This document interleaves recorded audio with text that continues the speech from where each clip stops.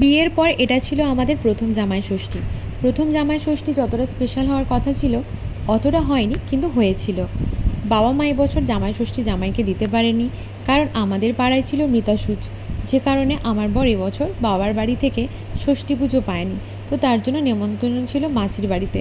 মা না দিলেও মাসি তো ছিল, তো সেই কারণে ষষ্ঠী পুজো আজকে ওখানেই হবে।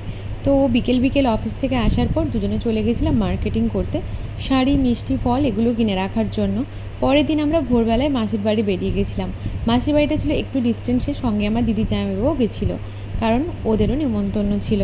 তো মাসির বাড়িতে আজকে মাসি আর বোনেরা মিলে অনেক কিছু অ্যারেঞ্জমেন্ট করেছিল। আজকের দিনটা মনে হচ্ছে গরমের সর্বোচ্চ মাত্রায় পড়ে গেছে, কারণ আমরা আজকে গরমে আমাদের যা অবস্থা হচ্ছিল, জানি না মাসি কী করে এত কিছু অ্যারেঞ্জমেন্ট করেছিল। তো আগে জামাইবাবুকে দিয়ে শুরু হলো, তারপর আমার বর প্রথমবার জামাই ফোঁটা মানে জামাই ষষ্ঠীর ফোঁটাটা পেল।